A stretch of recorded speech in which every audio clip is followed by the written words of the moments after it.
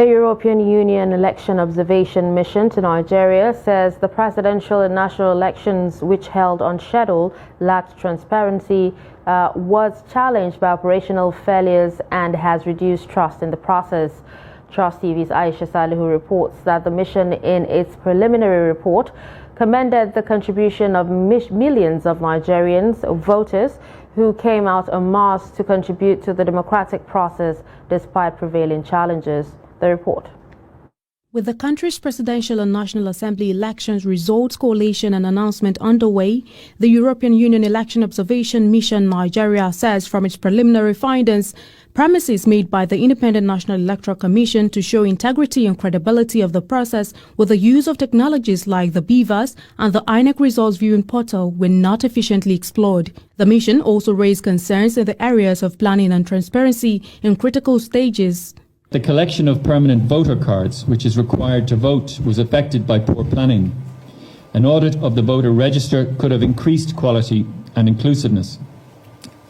Party primaries were affected by a lack of transparency and inclusiveness, with notable very low participation of women and youth.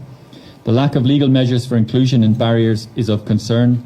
The conduct of contesting parties and candidates, as well as some gaps in the law, led to a spate of pre-election court cases, with some matters not finalised ahead of elections. The mission, however, commended the civic spirit and enthusiasm shown by millions of Nigerians, the role of security agents at the polls, and the extensive campaign coverage of the media, despite economic hardship occasioned by the fuel and naira scarcity, among others. However, we cannot ignore the substantial number of citizens who did not cast their votes.